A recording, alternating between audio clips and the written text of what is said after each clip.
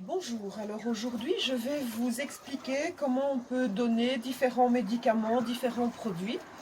On va commencer par micropuce. Alors la micropuce ici, vous l'avez déjà vu sur une précédente vidéo où je vous expliquais comment complémenter un bébé très petit. Donc ici aujourd'hui, eh bien, un micropuce, on va lui donner une petite goutte de vitamine C. Voici la vitamine C. Donc je prends sa bouche, j'écarte un petit peu la lèvre et je dépose la goutte de vitamine C. Voilà, petit bébé après sa vitamine C.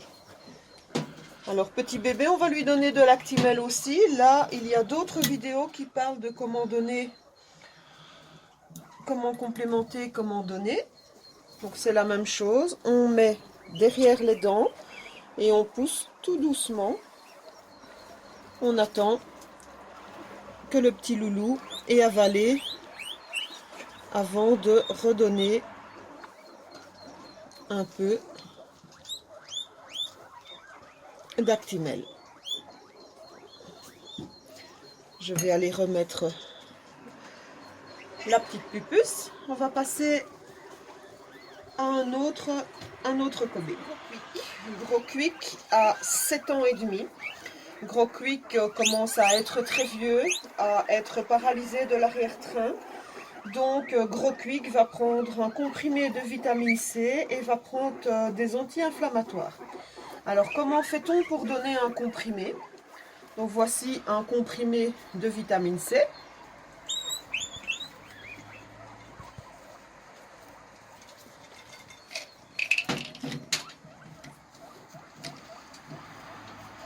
Voici le comprimé.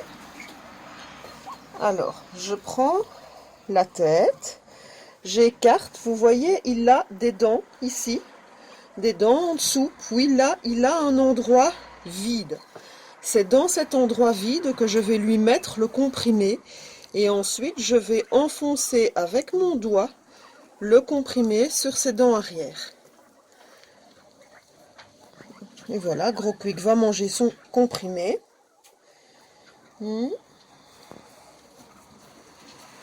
Et maintenant, il va prendre son anti-inflammatoire.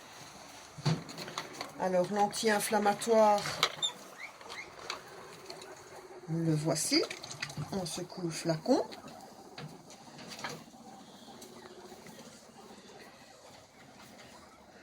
Donc, voici comment on donne un médicament sous forme liquide dans une seringue.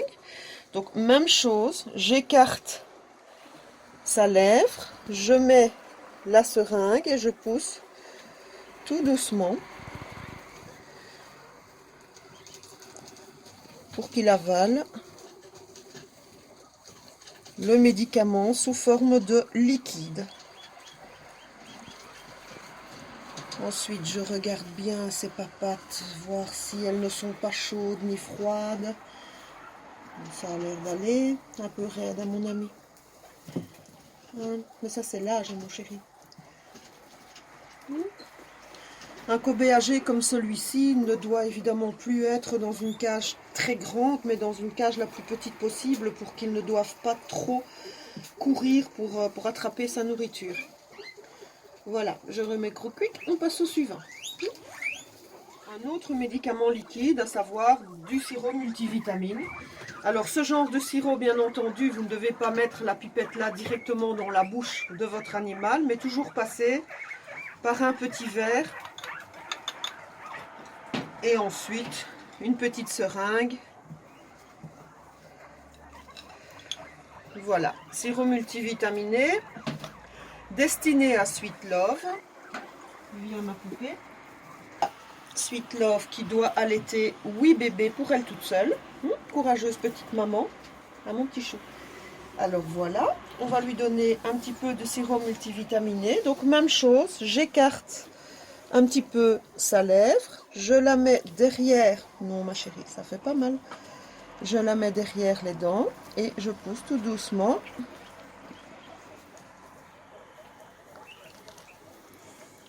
Pour qu'elle avale.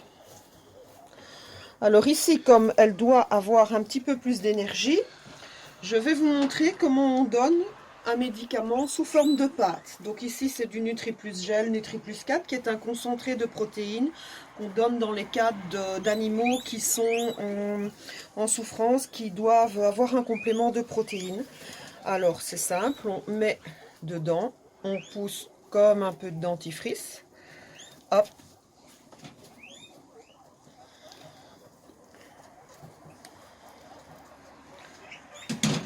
Même chose. On écarte la lèvre, on dépose la seringue.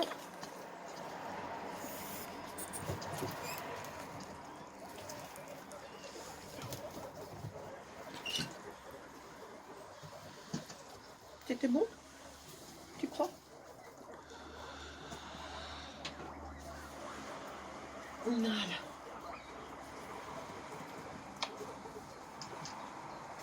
Un cuit qui a eu de la pododermatite sur une patte.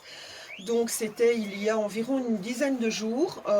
Voici la photo de comment est-ce qu'était sa patte il y a une quinzaine de jours. Et le vétérinaire m'avait recommandé, donc en plus des anti-inflammatoires, donc Metacam ou Méloxidil, m'avait recommandé ce produit, qui est un produit phyto à base de plantes, qui a très bien marché. Donc ça s'applique en spray. Je vais vous montrer comment on applique un spray sur une patte. Roscoe 5 ans. Voilà, à mon warrior. Oh, oui. Viens là, viens montrer la papate. La papate qui est ici. Donc ça c'est bien cicatrisé. On a une belle croûte. Et donc là c'est super simple. On fait un coup de spray. Alors ici je vais vous montrer un autre cuit qui a eu un abcès ici. Et là bien, on va simplement mettre de la bétadine dessus. Voilà, c'est un cuit, hein, ne vous inquiétez pas, il n'a pas mal, mais un cuit ça crie beaucoup. Oh, mon chéri.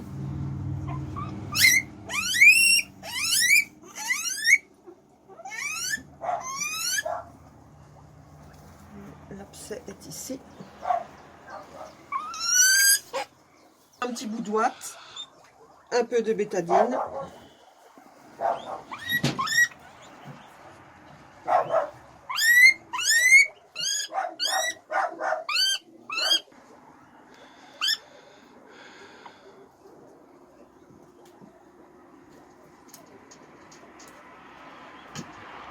Voilà, on tamponne gentiment sur la croûte. Voilà, voilà. Toi, t'étais sage.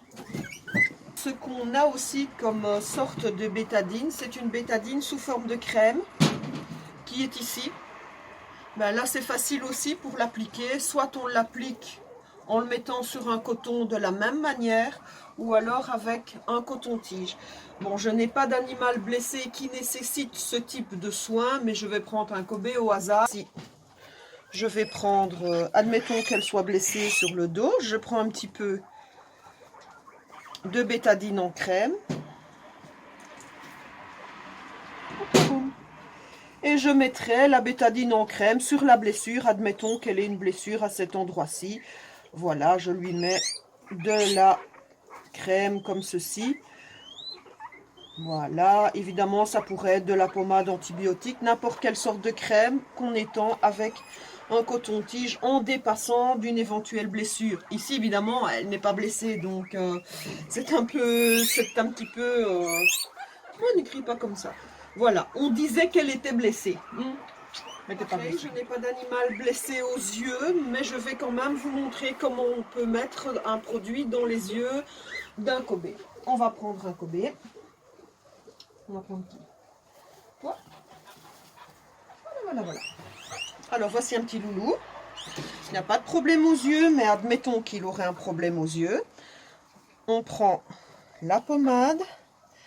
On met dans le coin de l'œil. Voilà. Et puis avec les paupières, on masse comme ça. on masse comme ça, voilà, avec les paupières pour mettre de la pommade partout sur l'œil. Bon, évidemment, ici, j'ai pris une pommade qui n'a pas la moindre dangerosité, puisqu'il n'a absolument pas le moindre problème à l'œil. Par contre, le cas suivant est un peu plus délicat. J'ai un Kobe qui a de la teigne ici sur le côté de l'œil. Alors, je vais vous montrer différentes sortes de teignes qui sont prises de mon site kobe-calin.com à la page des maladies de peau. Donc la teigne, c'est quoi? La teigne, c'est un champignon. Le champignon ne supporte pas la dessiccation. Donc quand vous nettoyez la cage, nettoyez-la en désinfectant avec par exemple du détol ou un simple vinaigre. Et surtout séchez-la. Séchant bien avec du soleil ou bien simplement un sèche-cheveux. Vous tuerez toutes les spores. Alors, il y a des produits que l'on utilise régulièrement sous forme liquide, sous forme de bain. Alors pour ces produits sous forme de bain, je vous renvoie sur la vidéo sur comment donne-t-on un bain à un Kobe. Ici, c'est un produit qui au départ n'est absolument pas du tout pour la teigne, mais qui fonctionne extrêmement bien. Et sur moins d'une semaine, la teigne, elle disparaît. Voilà, son problème de teigne est près de ses yeux. Le problème avec le cuit, c'est d'attendre qu'il se calme un petit peu. Voilà, voilà, c'est le bébé.